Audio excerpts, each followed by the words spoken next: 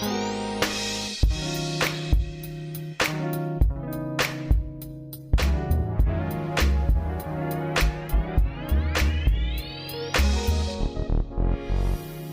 everyone. On this edition of Scouting for Growth, I will be joined by Guillaume Bonnissent, founder and CEO of Quotech, a data provider and technology platform which aims to give access to the very best data sources to insurance practitioners. And this include executive decision makers, brokers, underwriters, actuaries, and even data scientists. Guillaume has over 20 years of experience in insurance as both an underwriter and a senior executive. Throughout his career, Guillaume encountered one constant issue: the poor quality of data, which is made available to decision makers at all levels of the organizations, mainly due to legacy constraints. So during our discussion, we intend to cover three main themes. We are going to talk about Guillaume and how he's leveraging 30 years in underwriting. We will also discuss what it takes to drive underwriting excellence in the 21st century. And then we'll talk about how Guillaume is growing and scaling Quotech and the roadmap to success. If you enjoy listening to this podcast, do not forget to subscribe to it, rate it, and provide a comment here below. If there is a topic that you feel needs addressing, just send me a message using the channels also provided below. So let's welcome Guillaume.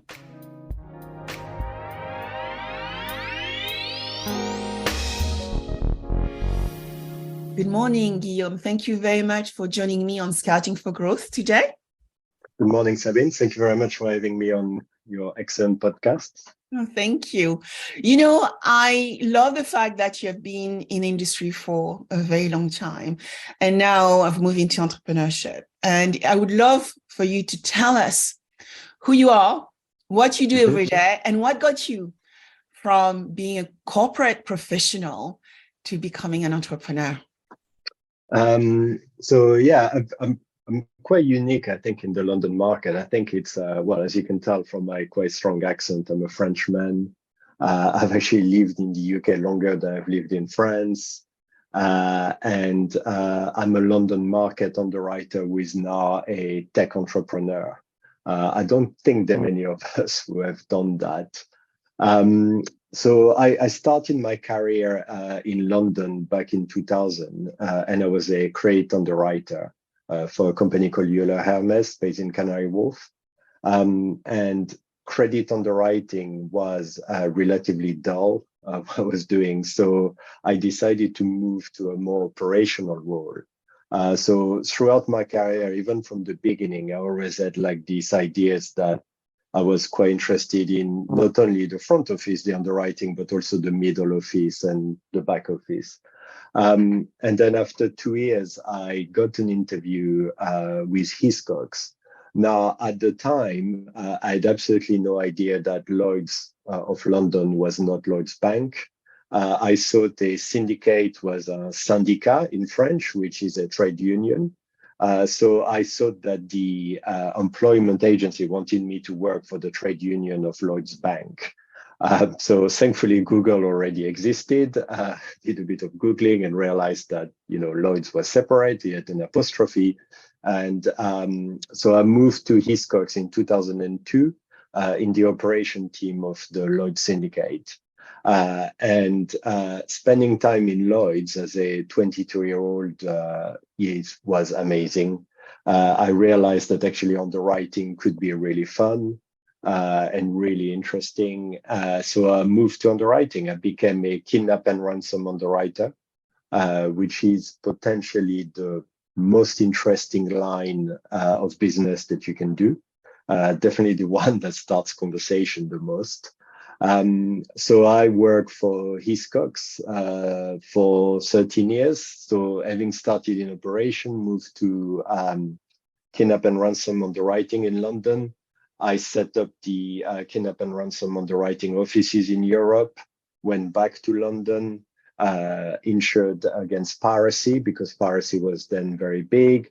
And then I was singled out as a kind of, leader of the future, or as corporate companies love having these programs, and moved around. So I did personal accident, property treaty, etc. And then I became a divisional head in charge of a division that was underwriting portfolios. So it was all of the lines of business that Hiscox wasn't doing themselves, that we could give capacities to other company to do. And that really opened my eyes of, there are a lot of other companies that are very interesting. There are a lot of very different ways of doing underwriting. And a lot of people are really being very innovative about the way they look at underwriting, the products they want to insure, etc. So we worked on programs like doing extended warranty for wind turbines, and all that kind of things that were all really, really interesting. And after 13 years at Hiscox, I thought it was time to move. And one of the companies that we were giving capacity to was a large London MGA called White Oak. And they offered me a job as the underwriting director. And I thought it was quite a big move at the time. As you said, it was leaving the corporate world and the security of the corporate world. But I thought that was actually a very interesting move, because I would be exposed to a SME, White Oak at 35 employees. Hiscox at the time at 3,000. And turnover of White Oak, I think, was about £9 million. So, but it was really, really interesting to do that move, because it was moving away from the security of the corporate world, where everything is basically done for you. I mean, even things as simple as you want to do a business trip, you ask your PA, she books everything. There's a company that does that. You want to recruit someone, there's a whole process. Whereas in an SME, you have to do a lot for yourself. And that was a fantastic lesson and a fantastic step, in effect, to then start my own company.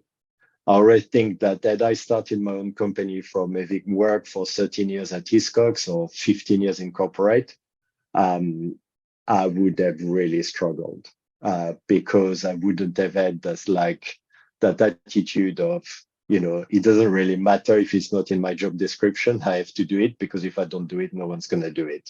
And that's basically the summary of what an entrepreneur is. One day you're negotiating with your investors, the other day you're trying to find clients, then you're dealing with the lawyers, and then you're doing very mundane tasks like, credit control, because if you don't do it, it's not going to be done, and it has to be done. So, yeah, that was my long journey from being on a work experience in the summer of 2000 in a credit insurance company, and then ending up starting my own tech firm in January 2020.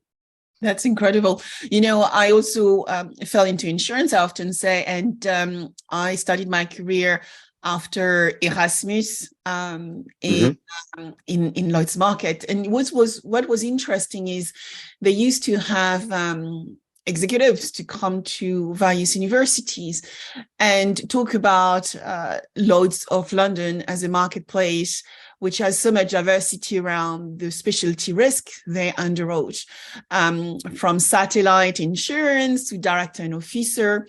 And I ended up working for one of the top brokers at the time, and fell into, I would say celebrity and fine art team, where, a lot of the underwriting was for specialty, high net worth.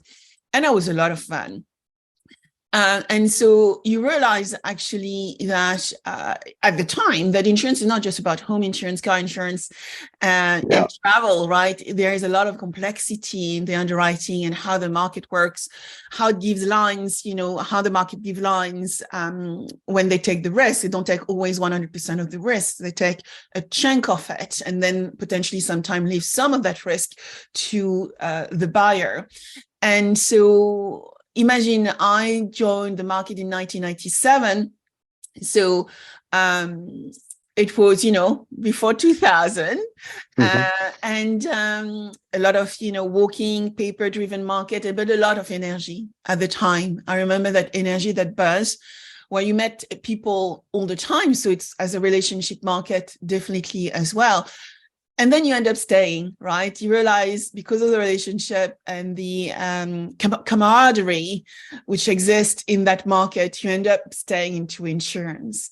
So my next question to you, what did you learn to become, a chief underwriting officer, somebody who owned the pen and made the decisions as an underwriter within Xcox and others organization to join, to help us understand what is a day in the life of an underwriter?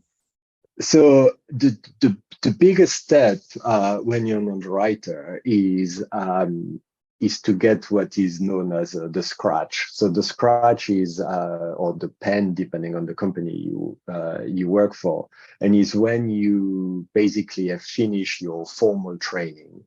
And you go and have a meeting with the active underwriter, if it's a syndicate, or the chief underwriting officer, and they say, that is it. There's a piece of paper because it's Lloyd's. There's always a piece of paper to sign, so you have to sign and say what your scratch, which is your signature, is going to be on the paper you're gonna the policy you're gonna sign, and it's a big thing because you go from basically having no authority. So your job title is underwriter, junior underwriter, or assistant underwriter, depending on the companies. So you go from having no authority to suddenly having a huge authority. So I remember my authority went from 0 to 25 million, which, in retrospect, when you're in your 20s, it's a lot of money. And you kind of, I spoke to quite a few friends as well who work in banking, and it was a bit the same. Like, you kind of detach yourself to the reality that, your day to day, the money you spend day to day is not the same currency as the, 25 million line that you may put on the risk, even though it's the same thing. And so the first part is actually, and that's where you see the two type of people. You've got some underwriters who then are very gung-ho and say, this is amazing, and basically what they want to do is stamp every single slip that they receive because they now have their scratch. And then you see the others who are like, not that it's any better, who are so scared that, they never put their line down. So it's actually once you receive your scratch that the journey starts, because you have to realize what kind of underwriter you are. And an underwriter, you can't be too prudent, because if you're too prudent, you're not going to write anything, you're not going to be successful. But at the same time, you can't be too gung-ho and say yes to everything. I mean, the worst thing is to be known as the underwriters that the brokers will always come to finish their slip because they know that this guy or this girl will always say yes. So it's a very interesting journey to know about yourself, and also to the best thing. And I think that's where we're kind of lost with COVID, and the Lloyd's market not being as busy as it used to be. I've learned so much from watching other underwriters, like the older underwriters and the way they used to be. And it's true that underwriters, some of them used to be a lot ruder to brokers that now you can't do, thankfully, and shouldn't do. But I always found the best underwriters I ever met were the ones who were very humble and were not afraid to ask a question. And so that was one thing is, if you don't know, and even if you think that you should know, it's better to ask the question as an underwriter, because, otherwise you will, if you make assumptions, it's the worst thing possible in underwriting. And then the other part was to get the business, because underwriting is a very dual job, especially in Lloyd's. Not only do you have to assess the risk and you have to write a profitable book, but you have to make sure that risks that are profitable come to you. So you both have to be the guy that says, no, I'm not going to write this risk, or, I'm going to write it at a price that you, broker, and your client think is going to be too high. But at the same time, you need to attract business. You need to be a salesman. You need to say the brokers need to want to come to you. And what I always tell to junior underwriters, and what I learn is, you can say no to a broker, but you need to say no straight away. And you need to explain why you're saying no, and not change the narrative later. So you can't say, I'm saying no to this risk now because of this, but then say yes to a similar risk, even though you had the same features that meant you said no to that risk. And the worst thing you can do, and you see so many underwriters doing that, is they ask a lot of questions, hoping that the brokers will then not bother coming back. What they don't realize, because they've never been a broker, is that actually the broker's job is to place that risk. So if he gets asked this question, he thinks that if he comes back with the answers, then you, the underwriter, will then consider writing the risk, and you place yourself in a very embarrassing situation. And brokers know that. So basically, what I'm trying to say is the underwriting, you keep on learning, and you really have to look at how do people, like successful underwriters, how did they become successful? And that was actually the most interesting part for me, was when I was the underwriting director at Quotech, where when you're an MGA, you have also that dual role of, you need to control your underwriting because it needs to be profitable, otherwise you won't have the capacity. But you're also a broker because you need to find the capacity, so that syndicates and insurance company give you capacity to write business. And I met some really, really clever, interesting, active underwriters or CEO then. And I think I learned a lot from them, from the way they were operating. And you can really see, it also opened your eyes of how brokers see underwriters, because you can see the people who bother to read the presentation. You may have spent like weeks preparing a 30-page presentation, and then you can see who's read it or not. And interestingly, having done that, that was also very useful when you speak to investors, because it's the same process. In investors and looking for capacity as an MGA, it's kind of similar. So, you spend hours working on a paper, and when you meet them, you can see who's read it or who hasn't.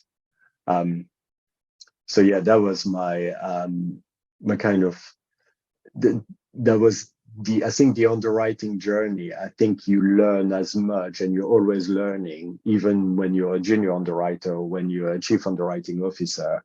You should always learn, and there's always things you can improve. Definitely. Yeah.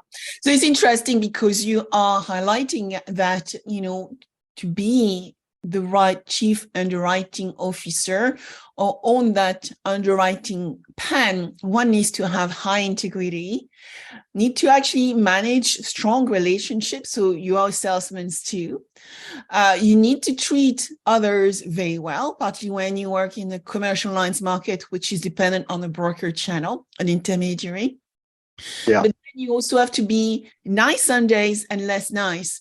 So when you look at some of the more technical skills the underwriter needs to have around making that underwriting choice, what are those? What are the top three for you? It's definitely, you cannot be an underwriter if you're not analytical. I mean, I think that's the main thing. And that's going back, and I'm going a bit on a tangent here, but people keep saying like underwriters are going to disappear because of artificial intelligence. I think that's totally wrong. And the point of artificial intelligence is that machines are better than human at analysis. That is absolutely right. But machines are still not able to replace humans when it comes to judgment. And that's exactly, so like, to give you an analogy, when they when they introduced artificial intelligence to doctors who were looking at radiography and trying to spot a cancerous tumor, the AI was much better than the doctors at spotting it. But the best result was when they combined the AI with the doctors. And that's went from 90% to 96% or something like this. And the point is, the artificial intelligence of the machines are very good at saying statistically there's a high chance that this is something you should check. And then the humans are much better at knowing if it's actually truly something that is relevant or not. And so it's exactly the same in underwriting.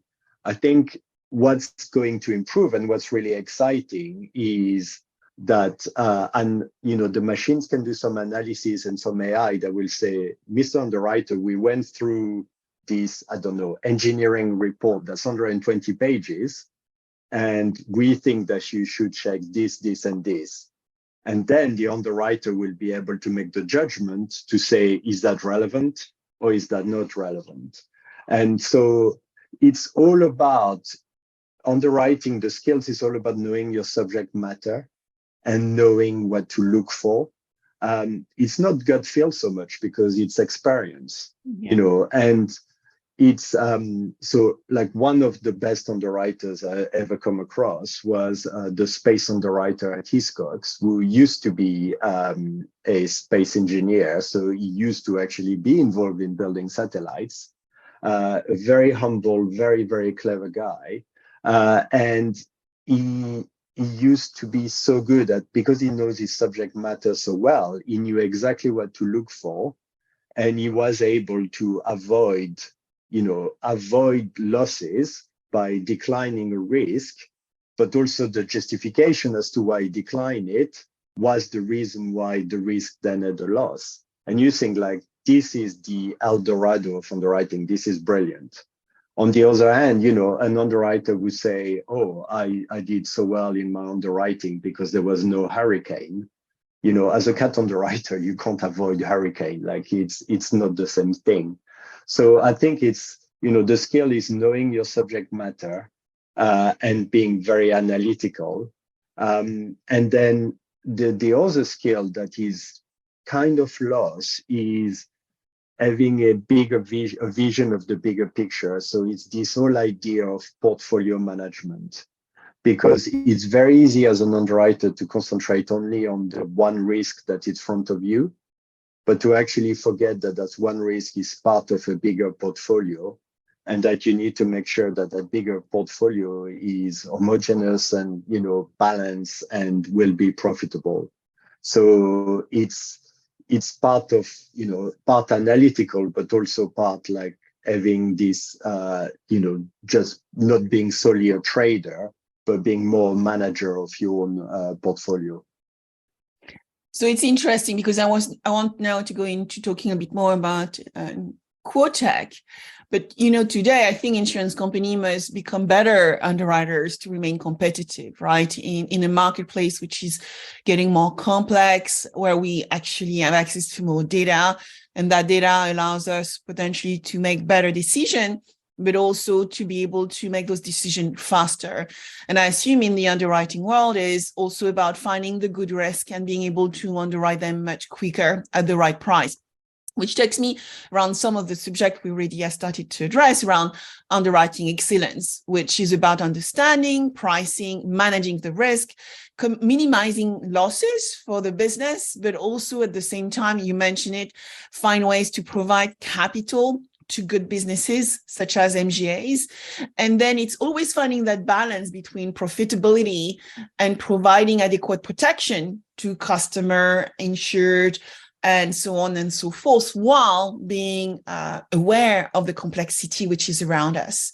So tell us, how you came about to build Quotech, and I guess digitizing underwriting in some ways.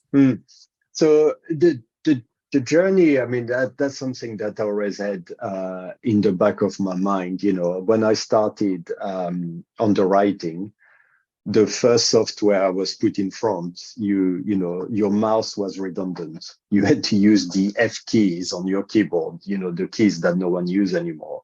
And it was making the process very slow. You couldn't record everything.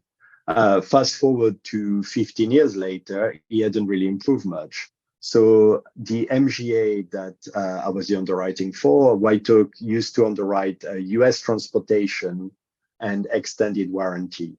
So they're very, very specialized line of business that have huge volume of data, huge volume of risk, and a lot of different sources of data where you could enrich the data that was coming in. And the problem we had is we were finding all these extra sources of data that would actually improve the underwriting process, but there were no system available, no platform available for underwriters that would allow us to bring in through APIs all of these different sources, record them. And the point of digitizing is it's not only bringing all these sources to make the underwriting of that risk better at the time you're underwriting it, but also by recording all of the sources of data that the underwriter looked at the time of underwriting, you can really refine over time your pricing model, because then the actuaries, instead of making assumptions about what the state of the risk was at the time it was written, they actually would have access to the real data. And then they can constantly refine the model, and you could even bring in artificial intelligence into that, et cetera, et cetera. But there's no point talking about artificial intelligence, for instance, till you have digitized the data. Yeah. You know, that makes absolutely no sense. So that was really like the premise for me was I want a system that is built for underwriters. I'm fed up of these legacy systems that basically have been built and doing a very good job for the finance function to be able to report about what has been written, etc. But means that, you know, 90% of underwriters around the world that write P&C lines are using spreadsheets. I mean, you know, that's what I tell our guys at Quotech. They ask me, oh, would you think our biggest competitor is? And quite, you know, tongue-in-cheek, I'd often reply, our biggest competitor is Microsoft Excel, because most underwriters I know are using Excel because Excel is so easy to use. Everyone in the insurance industry you speak to think they're an expert on Excel because, you know, they can do a VLOOKUP. And yeah, so that was it. It was really the birth of Quotech was really born out of the frustration about the systems that were currently available. And that's the gap I identified. And so the idea was first to start my own MGA and use the technology. So for my scenes, I always knew how to code, and I've always coded. And I basically did the proof of concept for US directors and officers. And when I started showing the platform to, you know, ex-colleagues and friends in the market, they were like, well, actually, we think that instead of doing the MGA, you know, it's quite hard to manage the MGA and the tech. We think the tech would actually be of great interest to a lot of MGAs and a lot of insurance companies and broking houses. So why don't you start a tech firm? And that is how I made the crazy move of, you know, having quite a nice career in underwriting to becoming a tech entrepreneur. And what I gather from looking at the capabilities you offer is the main thing is about automating collection analysis of the most relevant data points in each class of business. You provide that for your client through Quotech, complete audit trail of the data and decision made, and management of different authority levels, risk appetites, and rating models. And what I found also interesting is you're actually covering a number of stakeholders, from the broker to the underwriters to the actuary and accounting manager. So can you tell us how you collaborate and work with this ecosystem of different players across a multitude of companies to help them make better underwriting decisions? Yeah, so this is where I think we are very different from other tech firms, is because because of my background as an underwriter. It is much easier for me to speak to underwriters, to speak to actuaries, to speak to the different stakeholder in companies that we work with, because I've worked in the industry for 22 years, so hopefully I kind of know what I'm talking about, but I'm also used to talking to these different stakeholders about their work. And when there are, as you know full well, Sabine, there are a lot of acronyms in the insurance industry, and just that is a massive barrier to entry. Absolutely. When someone say like, oh, it's the gross premium, or the GWP, or the ILR, or the IBNR, etc. If you don't actually know what that means, people tend to like, then it's kind of like a sect, right? You either understand us and you're with us, or you don't understand us and you're not with us. So that is how we interact. So it's basically because of my experience and the idea of growing the company. As we're growing, the people that are product or client facing, we want them to have insurance experience. Whereas the people who are building, so all of the developers, we don't want them to have insurance experience, because we want them to know about what needs to be built from an insurance point of view, from what we tell them. But we know also that we need insurance experience to know, what needs to be built, and to translate what our clients that we're talking to are telling us that they want. And then when the way we sell our product, it works always much better if we're talking to underwriters, because the Quotech was born out of frustration, or my personal frustration, but I know it's a frustration that's shared by many other underwriters in the market. It is much easier to sell the narrative of what we're trying to do, and to tell the story of Quotech to people who share the same frustration, because they're like, yeah, that makes total sense. And I always remember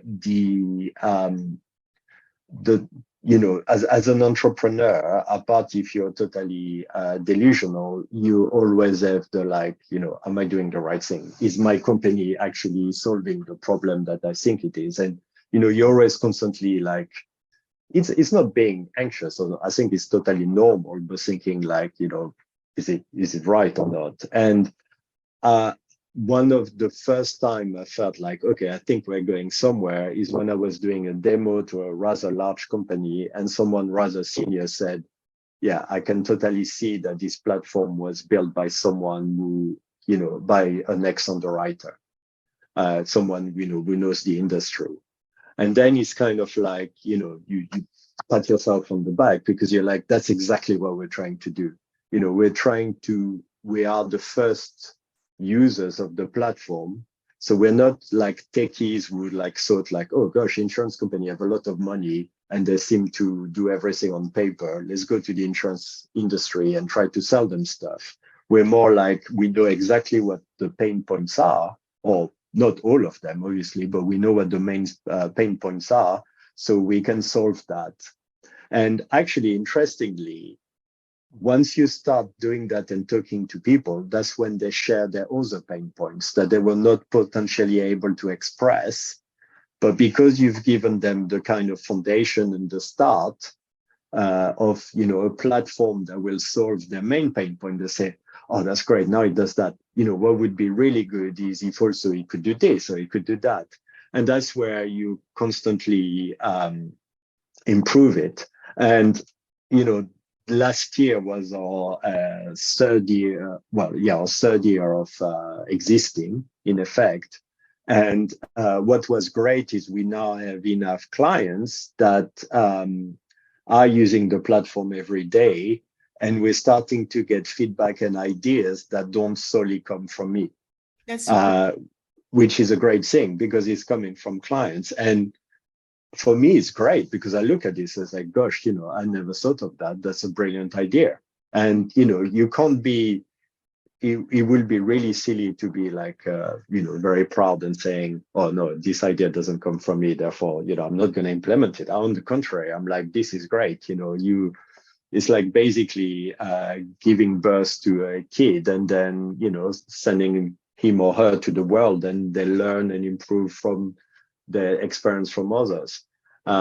So yeah, that's the way we interact. I don't know if I totally answered your question, but that's good. the way we interact with clients.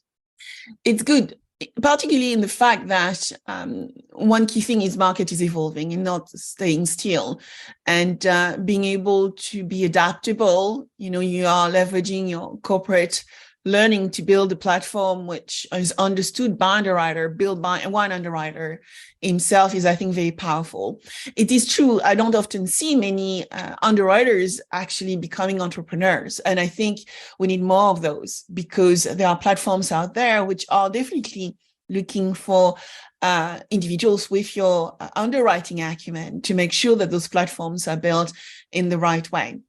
One question which came to mind whilst you were talking is that, first, getting customer feedback, underwriter feedback, I think it's part of the entrepreneurial way. Lean startup methodology, you have testing, iterating, and that comes from the user at the end of the day, regardless what that user is.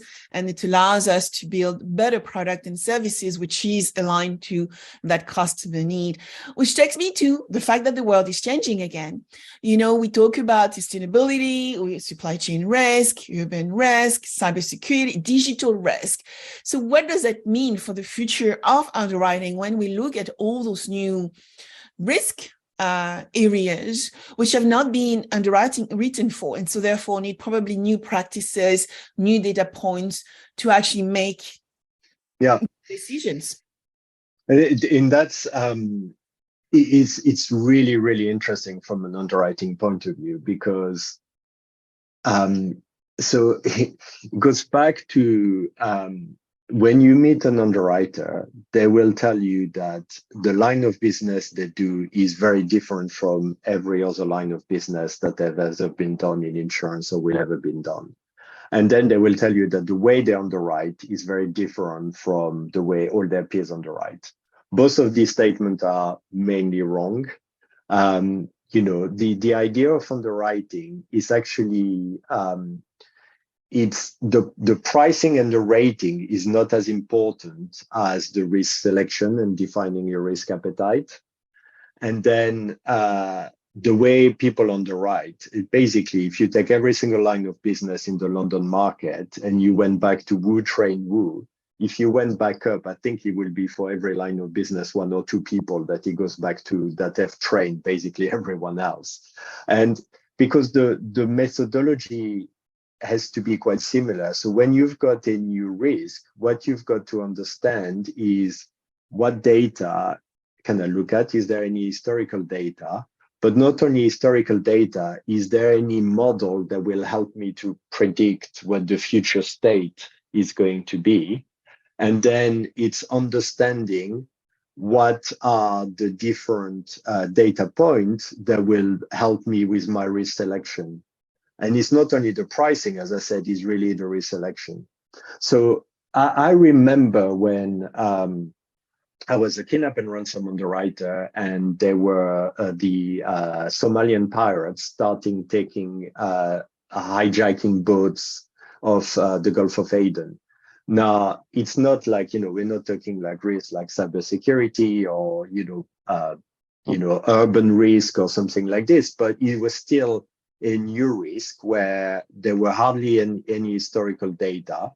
And we didn't really know which data points to look at.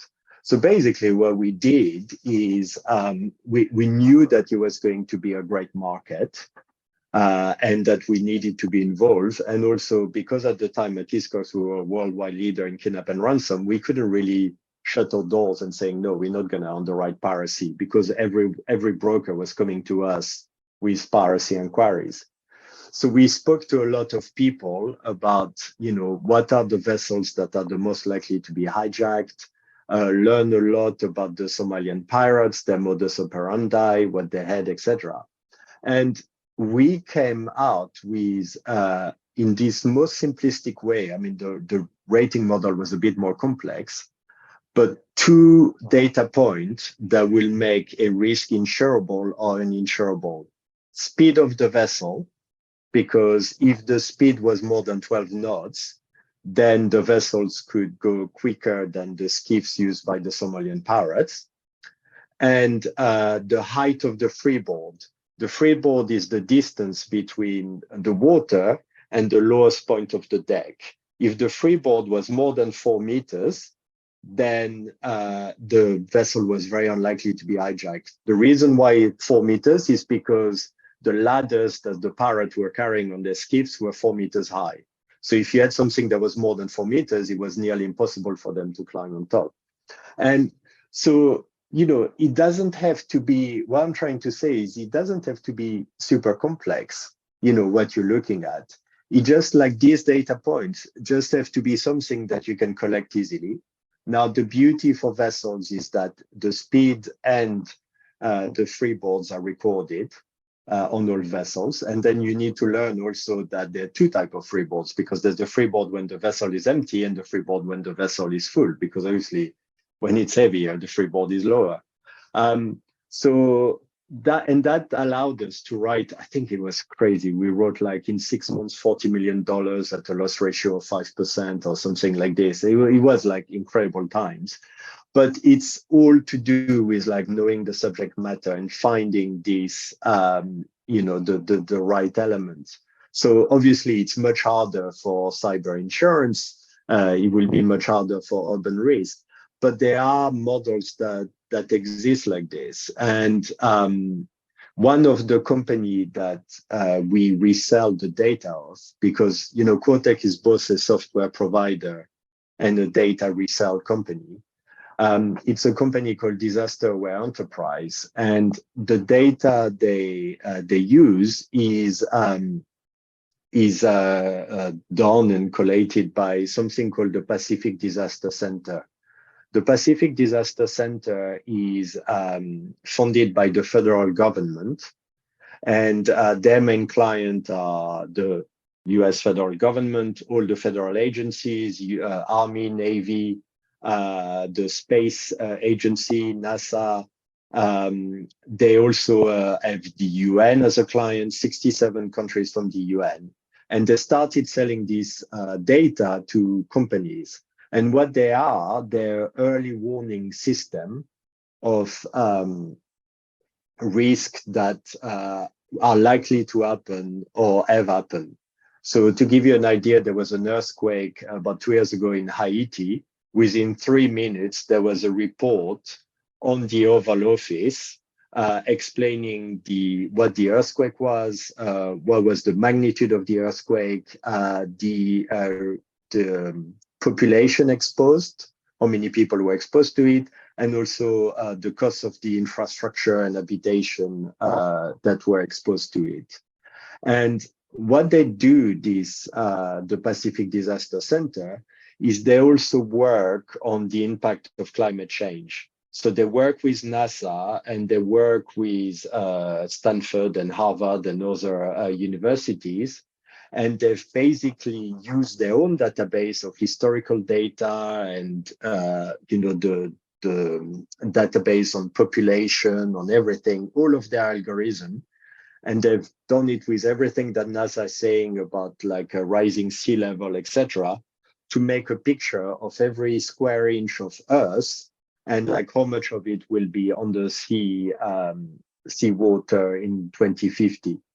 Now, so what I'm trying to say is all of that data exists. I think sometimes insurance is too blinkered. People in insurance are not trying to look for that data. Like for instance, disaster aware enterprise, we are an exclusive reseller in the insurance industry because I found them because I was looking for it. And I find it extraordinary that no one else in the insurance industry, came across them and is using them. And everyone is using, models that look at like past hurricanes and past flooding. But that has no indication of what's going to happen in the past. I mean, the world is changing so rapidly. As a funny anecdote, when the Pacific Disaster Center showed me what the Caribbean will look like, and especially the Bahamas in 2050, my plan of selling Quotech and retiring in the Caribbean was suddenly thrown out of the window, unfortunately. It's quite scary, like actually the rising sea levels and the increase of flood. But all of this, all of that data, everything that's required is there.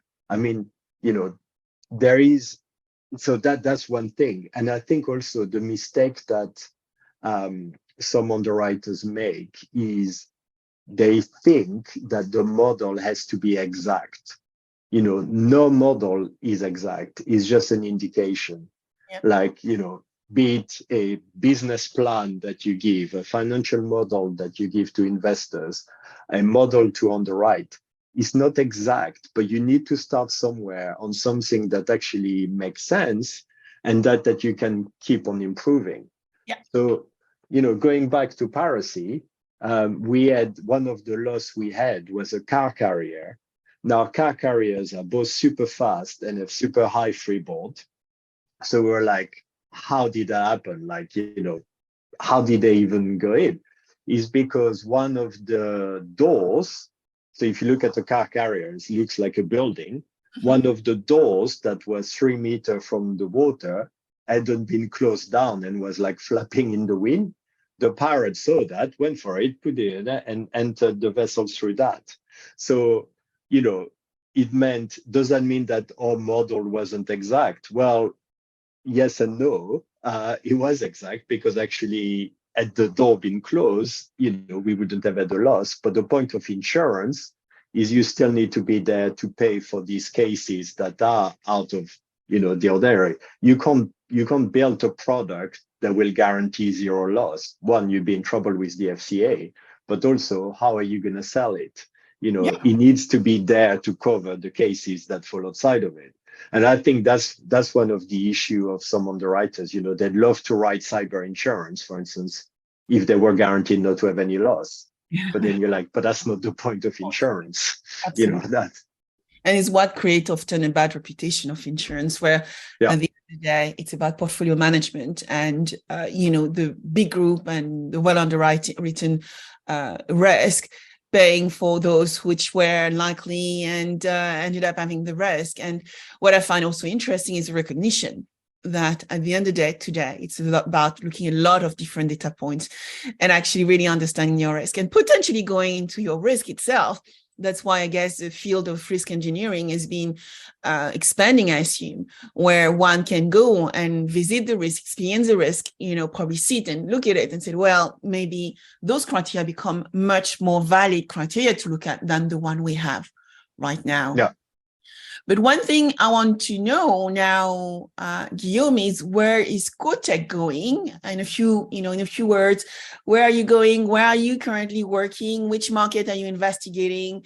And the number of clients you're already working with. You already mentioned that you're working with a number of insurers already. So where are we going? As I said, there's no perfect financial model, so I'm taking a crystal ball.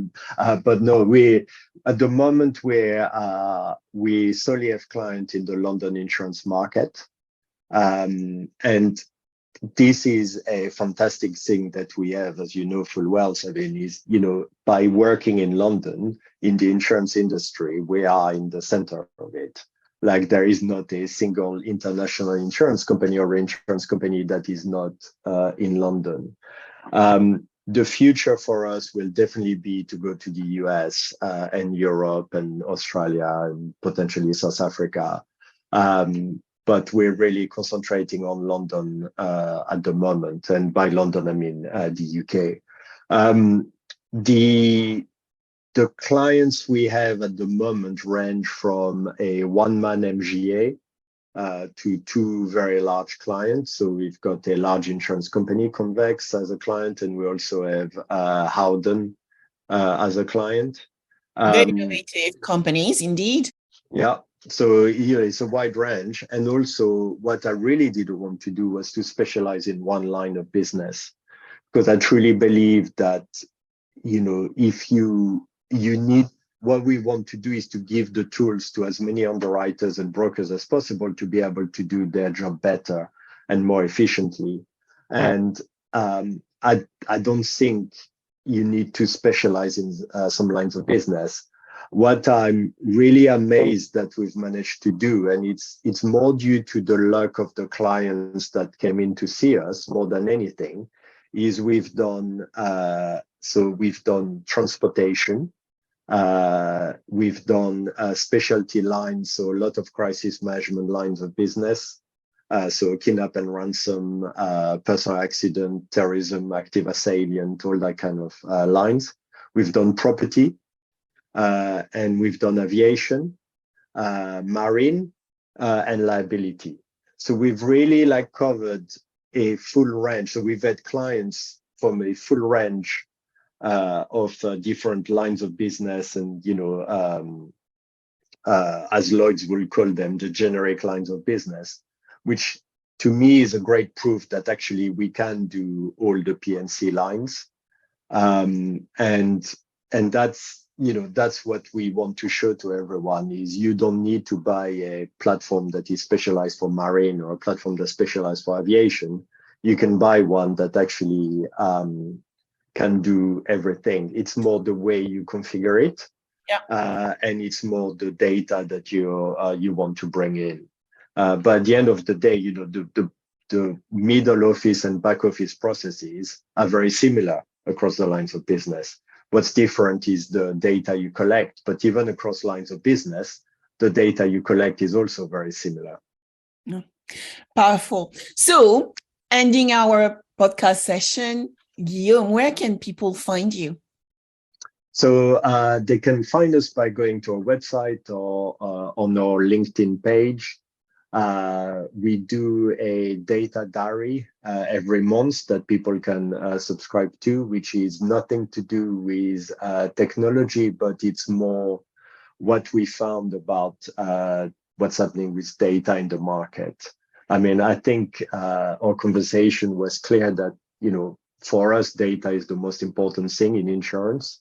That's the thing that everyone is concentrating on and everyone's working on, and that's what we're trying to improve, collection, analysis, storing, automation of data flows, etc. And otherwise, my contact details on LinkedIn, and you can find me at guillaume@quotech.io. Wonderful.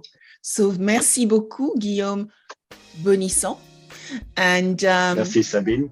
Le plaisir le mien. And we look forward to getting some updates as to how Quotech is doing. Thank you. Looking forward to coming back. Thank you.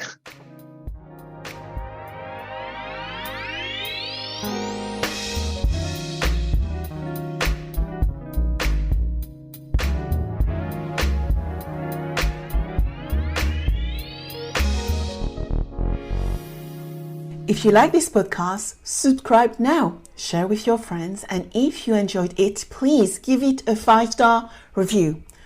Also, if you want to cover any specific subject with me, contact me on Instagram under Sabine VdL Officials or LinkedIn under Sabine VdL. Thank you.